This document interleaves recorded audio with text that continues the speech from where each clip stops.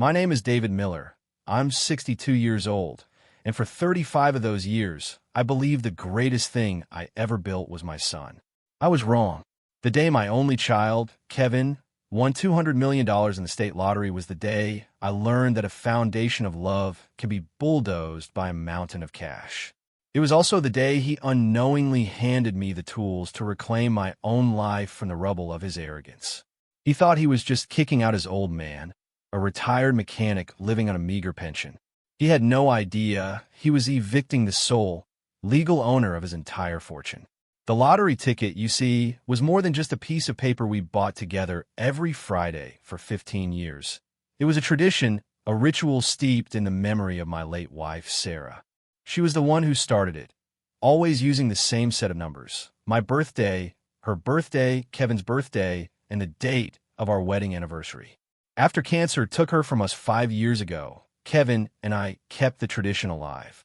It was our way of holding on to her, a weekly $5 prayer that she was still watching over us.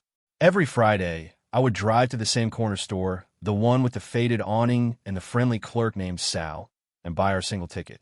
I always paid for it from our joint checking account, an account I had set up for Kevin when he was a teenager, into which I deposited a small allowance and later my entire life savings to help him through college and his early 20s. He was a good kid, or so I thought.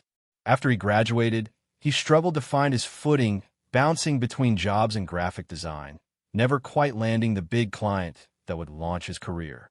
He moved back into the small 2-bedroom house I'd bought with Sarah, the house where we'd raised him, and I never once made him feel like a burden. We were a team, partners in grief and in life, navigating the world as a duo. The night he won, the air in our small living room was thick with the smell of microwave lasagna and the sound of the evening news. Kevin was scrolling through his phone, barely paying attention as the lottery numbers were announced. I, however, was watching, holding the ticket in my hand as I always did. The first number matched, then the second. By the fourth number, my heart was hammering against my ribs. "Kevin," I whispered, my voice hoarse. He looked up, annoyed at the interruption. "Kevin, look." I held out the ticket. His eyes scanned the numbers, then the screen, then back to the ticket. A slow-motion wave of disbelief washed over his face, followed by a whoop of pure, unadulterated joy that rattled the cheap window panes. He grabbed the ticket from my hand, his fingers trembling, and stared at it as if it were a holy relic. "We won, Dad. We won. $200 million. He jumped up and down, a 30-year-old man acting like a child on Christmas morning. I was laughing, crying, a mess of emotions I couldn't begin to untangle. In that moment, all I could see was a future free from worry for my son. He would have everything he ever dreamed of, everything I could never give him. That night, we were a family again, united by a miracle. We talked for hours, making plans, dreaming big. He promised to buy me a new truck, to renovate the old house, to take us on a trip to Italy, a place Sarah had always wanted to see. I went to bed that night, believing that our lives had changed for the better. I didn't know then that the man who woke up in my son's body the next morning would be a complete stranger. It's funny how quickly money can poison a person's soul. The initial euphoria of the win lasted about a week. During that time, Kevin was the son I knew and loved. He was grateful, excited, and inclusive. We met with a team of financial advisors and lawyers, a step I insisted upon, and he listened intently, nodding as they spoke of trusts, investments, and long-term strategy. The first check he wrote was to pay off the mortgage on our small house, a gesture that brought tears to my eyes. The second check, however, was for a $200,000 sports car that he didn't know how to drive. That was the first red flag. The Kevin I raised was practical, almost to a fault. He drove a 10-year-old sedan and prided himself on his frugality. This new Kevin, the one who now owned a vehicle that looked more like a spaceship than a car, was someone I didn't recognize. Soon after, he announced he was buying a new house. Not a bigger, more comfortable house in our quiet, working-class neighborhood, but a glass and steel monstrosity in the wealthiest part of the city, a place where people like us were usually only seen as gardeners or delivery drivers. "Dad, it's an investment," he explained, using the new vocabulary he'd picked up from his wealth manager. "It has a 10-car garage, an infinity pool, and a home theater. It's what successful people do. I tried to voice my concerns, to remind him of the simple life we had cherished, the life his mother had loved. But my words were like pebbles thrown against a fortress. He saw my caution as negativity, my desire for simplicity as a lack of ambition. You just don't get it, Dad. You've worked your whole life for pennies. It's time to start thinking bigger. The day we moved into the new mansion was one of the loneliest days of my life. I walked through cavernous rooms filled with stark, modern furniture that felt cold and unwelcoming. My old, comfortable armchair, the one Sarah had picked out, looked ridiculous and out of place in the corner of a living room the size of a basketball court. Kevin gave me a tour, pointing out features with a salesman's slick enthusiasm. "This is the master wing," he said, gesturing down a long hallway. "And your room is down here in the guest wing." The guest wing. The words hung in the air, creating a chasm between us that had never existed before. I was no longer his father, his partner, his teammate.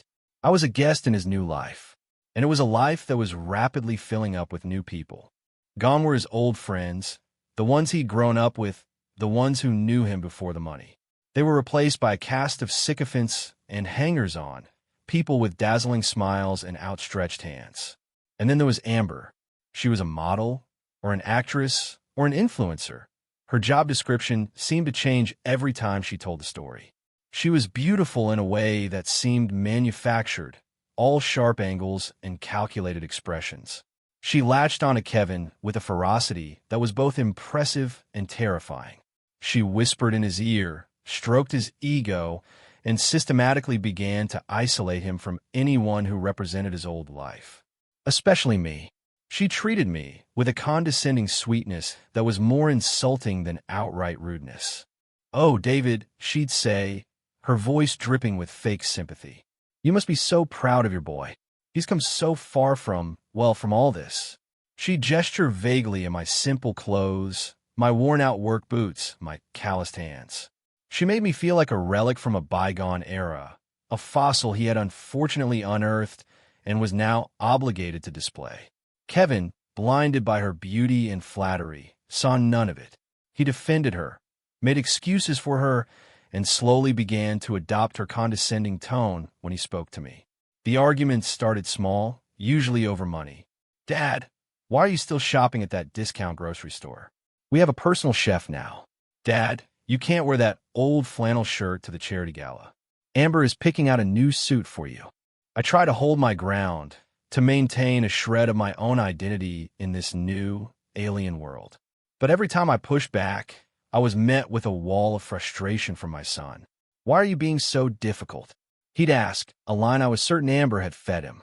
"I'm trying to give you a better life, and all you do is complain." A better life.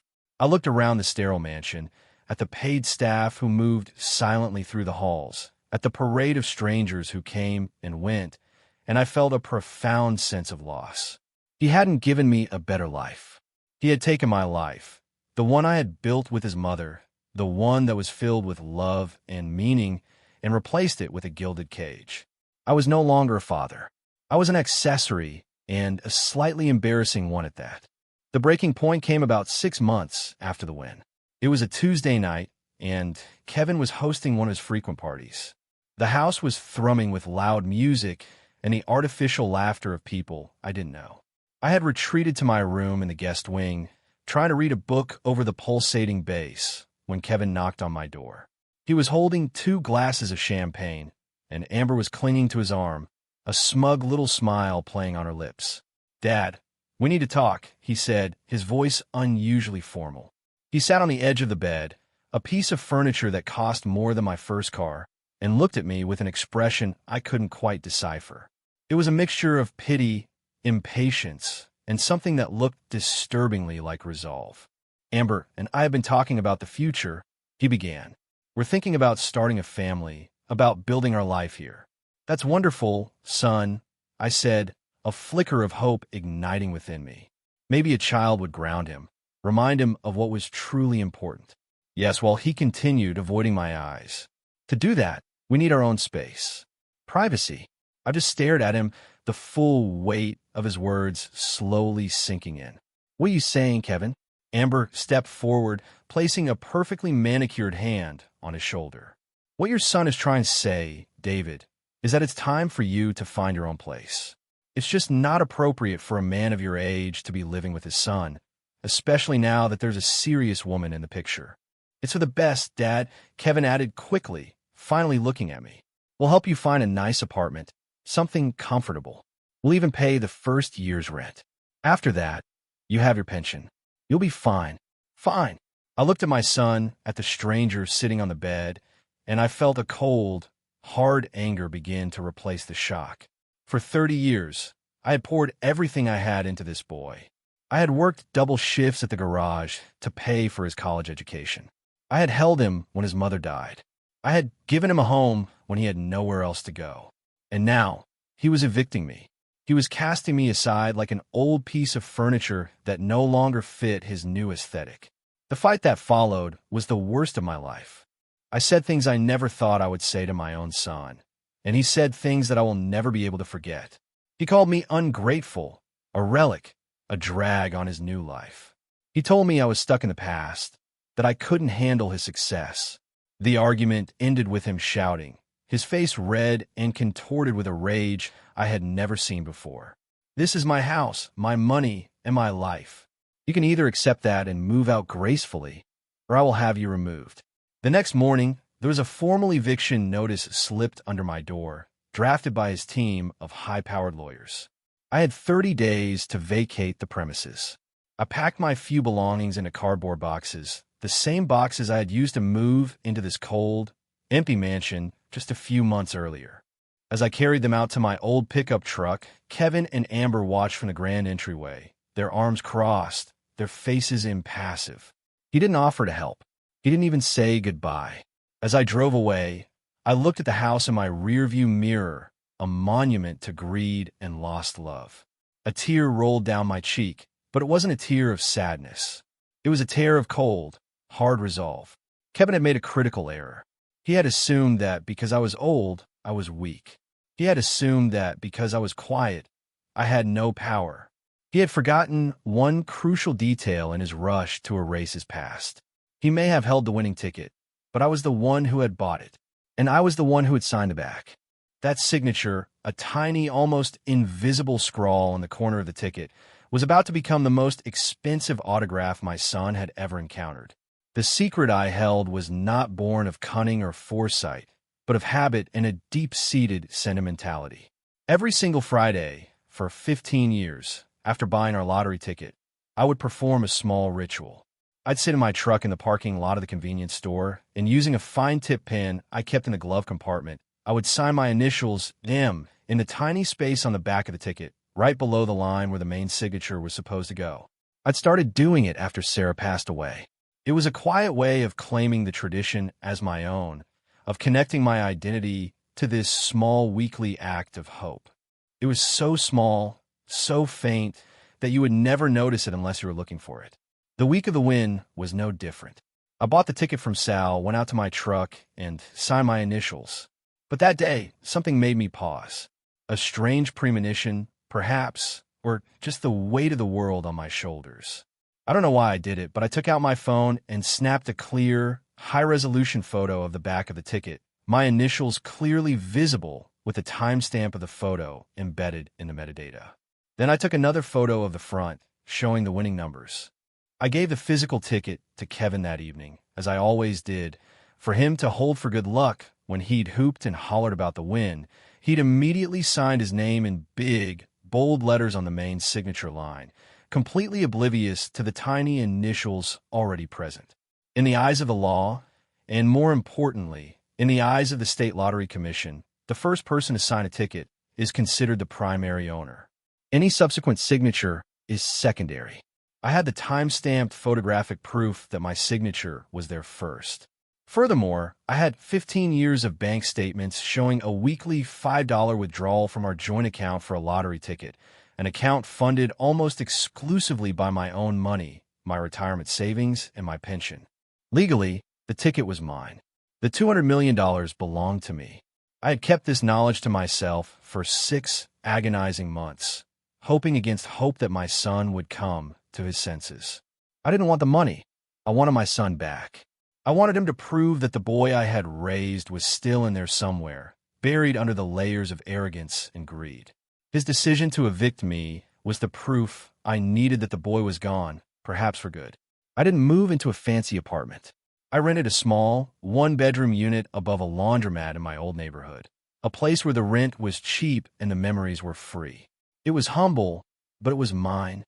The first person I called was not a lawyer, but my sister, Carol. She was a no-nonsense nurse who had always seen Kevin's flaws more clearly than I had. When I told her the whole story, from the win to the eviction, she was silent for a long moment. Then she said, "Good. Now you can finally stop pretending he's something he's not. What are you going to do, David?" I told her about the signed ticket. There was another pause, followed by a low whistle. "You old fox," she said, a note of admiration in her voice. "You need to call Frank Peterson." Frank was an old friend from high school who had become one of the toughest contract lawyers in the state. He was semi-retired, but he had a reputation for being a shark, especially when it came to cases involving betrayal and financial malfeasance. I met Frank for coffee the next day. I laid out the whole story, showing him the photos on my phone and the bank statements I had printed out. He listened intently, his face unreadable. When I finished, he leaned back in his chair and took a long sip of his coffee. "David," he said slowly, "this isn't just a winning lottery ticket. This is a masterpiece of unintentional legal brilliance. You have him stone cold. The time-stamped photo of your signature, combined with the 15-year history of purchasing the tickets from a joint account you funded, makes your case almost airtight. His signature is legally irrelevant if we can prove yours was there first. So, what do?" I asked. Frank's eyes glinted. "We do nothing. For now, we let him get comfortable. We let him spend the money, make foolish investments, and build a lifestyle he can't possibly sustain. We let him believe he's invincible. A man like that, who gets everything too easily, will inevitably overplay his hand. We wait for him to make a big, public move, and that's when we strive for the next 6 months. I lived a quiet, simple life. I volunteered at the local community center, reconnected with old friends, and watched from a distance as my son's life spiraled into a parody of wealth. I followed him on social media, a painful exercise that Frank insisted was necessary for gathering evidence. Kevin's Instagram feed was a nauseating display of excess. Photos of him on private jets, surrounded by bikini-clad women. Videos of him popping champagne on a yacht in the Caribbean. Pictures of extravagant watches and cars, each post captioned with some ridiculous hashtag like #selfmade or #king. He and Amber were the toast of the new money social scene, their faces plastered across gossip blogs and society magazines. They were building a brand, a vacuous empire of style over substance. He never called. He never checked to see if I was okay. In his mind, I had ceased to exist. I was just a ghost from a past he was desperate to forget. The opportunity Frank had been waiting for arrived in the form of a thick, cream-colored envelope that was forwarded to my new address. It was an invitation to the launch gala for K. Miller Global Investments, a new company Kevin was starting. The invitation described it as a revolutionary venture fund for tech startups, but I knew it was just another vanity project, another way for him to posture and play the role of a business tycoon. The gala was to be held at the city's most exclusive hotel, with a guest list that included politicians, celebrities, and the city's financial elite. It was the big, public move Frank had predicted. It was his attempt to legitimize his wealth, to transform himself from a lottery winner into a respected captain of industry. It was also going to be the stage for his downfall. Frank and I spent the next 2 weeks preparing. He drafted the legal documents, including a formal petition to the State Lottery Commission to freeze all assets pending an ownership investigation and a civil lawsuit for the recovery of all funds. We subpoenaed the security footage from Sal's convenience store for the night of the purchase, which clearly showed me buying the ticket alone.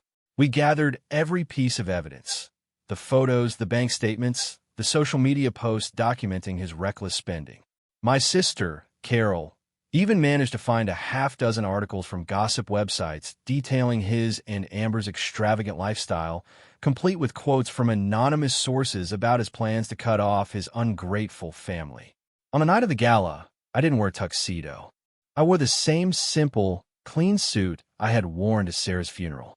It was a statement. I was not there to join their world. I was there to end it. Frank, dressed in a bespoke suit that probably cost more than my first house, met me in the lobby of the hotel. He was holding a sleek leather briefcase. "Ready for the show, David?" he asked, a grim smile on his face. I took a deep breath. "It's not a show, Frank. It's a lesson." And class is officially in session. We walked into the grand ballroom, and it was everything I had expected. A symphony of crystal, champagne, and insincerity. The room was filled with hundreds of people, all dressed in their finest, all buzzing with the energy of money and power. I saw Kevin standing on a raised platform at the far end of the room, holding a microphone, with Amber clinging to his arm. He looked like a king surveying his court. He hadn't seen me yet. The plan was simple. We would wait until he was in the middle of his big speech, at the peak of his hubris. Then Frank would approach the stage, and I would follow. We would not shout. We would not make a scene. We would simply present the truth in the most public and undeniable way possible. The room was a glittering spectacle of everything I had come to despise. Waiters moved like ghosts through the crowd, their trays laden with champagne flutes and delicate hors d'oeuvres. A string quartet played softly in the corner, their music a genteel backdrop to the cacophony of self-important conversations. I stood near the back with Frank, an island of quiet reality in a sea of illusion. No one paid us any mind. I was just an old man in an ill-fitting suit, and Frank, despite his expensive attire, was just another face in the crowd. We were invisible, which was exactly what we wanted. After about an hour of mingling and air-kissing, the lights dimmed slightly, and a hush fell over the room. Kevin tapped the microphone, a confident, practiced smile plastered on his face. Amber stood beside him, beaming, her diamond necklace catching the light and scattering it like 1,000 tiny daggers. "Good evening, everyone," Kevin began, his voice amplified throughout the ballroom. "Thank you all for coming to celebrate the launch of K. Miller Global Investments." He paused for a wave of polite applause. "You know, a lot of people think I got lucky," he chuckled, a sound that was completely devoid of genuine humor. "And sure, winning the lottery was a stroke of luck. But what I've done with that opportunity, that's not luck. That's vision. That's hard work. That's about being a self-made man." The irony of those words was so thick I could have choked on it.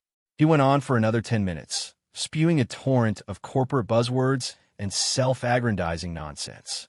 He talked about disrupting industries, about paradigm shifts, about his unique ability to identify the next big thing.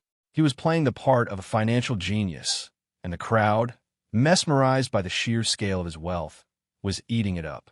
He was at the absolute peak of his arrogance, believing every word of his own fabricated narrative. That was our cue. "Showtime," Frank whispered, and we began to walk slowly and deliberately toward the stage. We didn't rush. We moved with the calm, inexorable certainty of an incoming tide. A few people noticed us, their conversations faltering as they watched the old man and the distinguished lawyer approach the center of attention. Kevin was in the middle of a sentence about his philanthropic vision when he saw us. His smile faltered for a fraction of a second. A flicker of annoyance, then confusion, crossed his face. He recognized me, of course, but he couldn't comprehend why I would be there, why I would dare to interrupt his moment of triumph. Frank reached the edge of the stage first. He didn't say a word. He simply opened his briefcase and took out a single, large document, which he placed on the podium in front of my son. I stepped up beside him. The room was now completely silent. The string quartet had stopped playing. All eyes were on us. "What is this?" Kevin hissed, his voice a harsh whisper into the microphone, broadcasting his panic to the entire room. "Dad, what are you doing here?" "I believe you know my father," I said, my voice calm and clear, though it wasn't amplified. "But what you may not know is that you are all here tonight as guests of the true founder and sole owner of the capital behind K. Miller Global Investments." A collective gasp rippled through the crowd. Kevin's face went from pale to ashen. Amber's perfectly painted smile froze and then crumbled. "This is insane," Kevin stammered into the microphone. "My father is confused." Security. But before any security guards could react, Frank stepped forward. "My name is Frank Peterson," he said, his voice carrying the effortless authority of a man who had commanded boardrooms and courtrooms for 40 years. "I am Mr. David Miller's legal counsel. The document in front of you, Mr. Miller, is a legal notice of asset seizure filed with the State Lottery Commission and the Superior Court this afternoon. It asserts my client's rightful ownership of the $200 million lottery prize won 6 months ago." He then turned to the giant screen behind the stage, which had been displaying the K. Miller Global Investments logo. He pressed a button on a small remote he was holding. The logo vanished, replaced by a crystal-clear, high-resolution photograph of the back of the lottery ticket.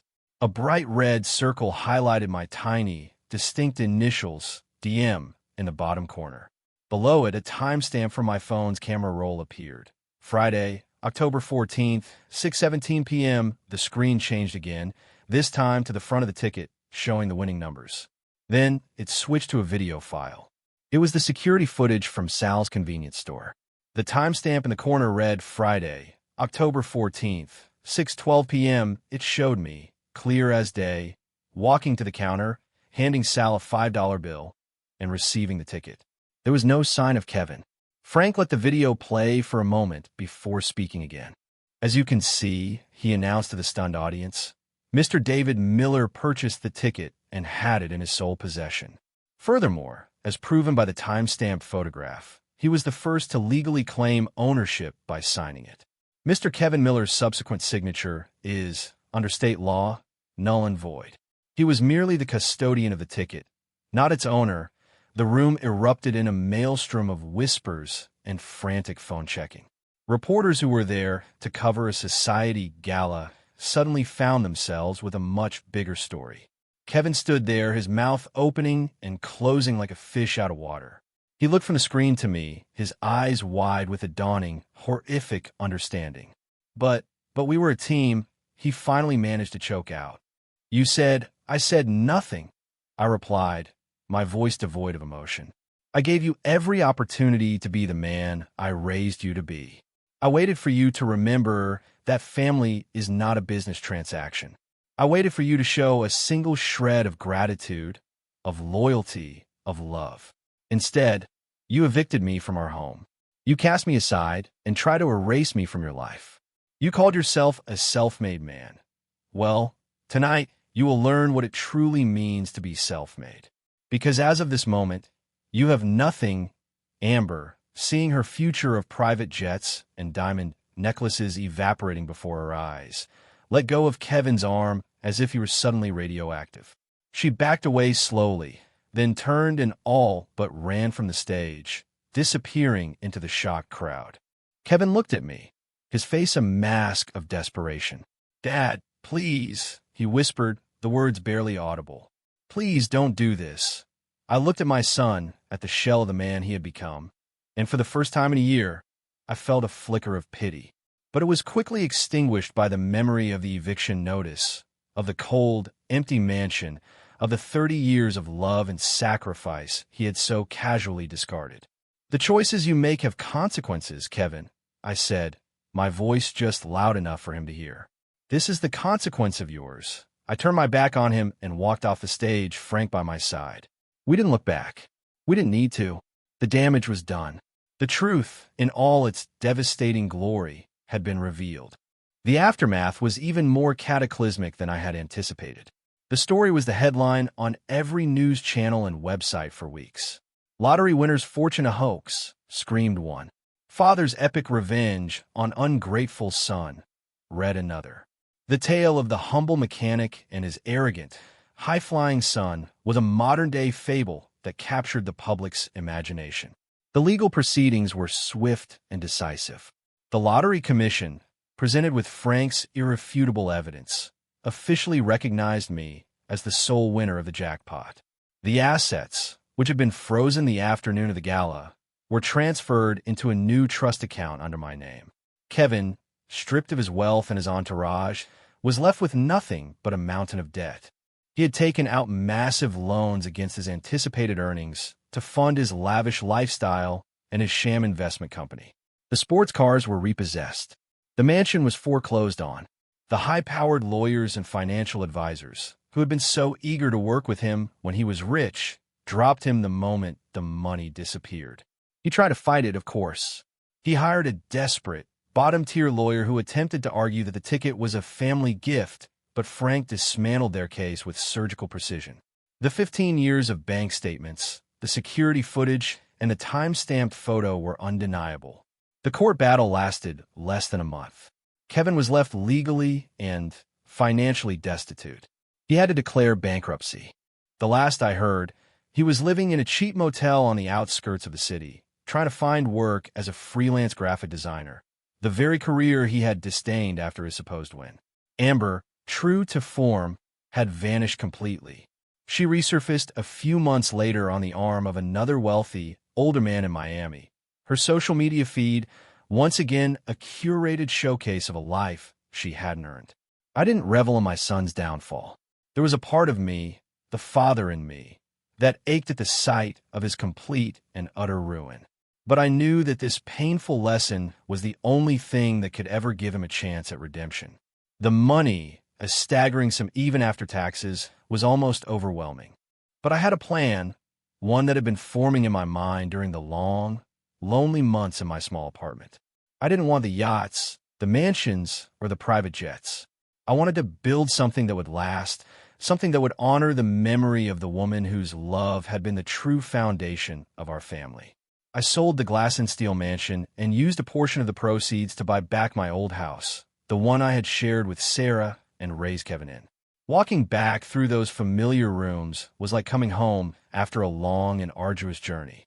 I then established the Sarah Miller Foundation, a nonprofit dedicated to providing scholarships for underprivileged students wanting to enter the trades, mechanics, electricians, plumbers, the kind of hardworking people who are the backbone of our community.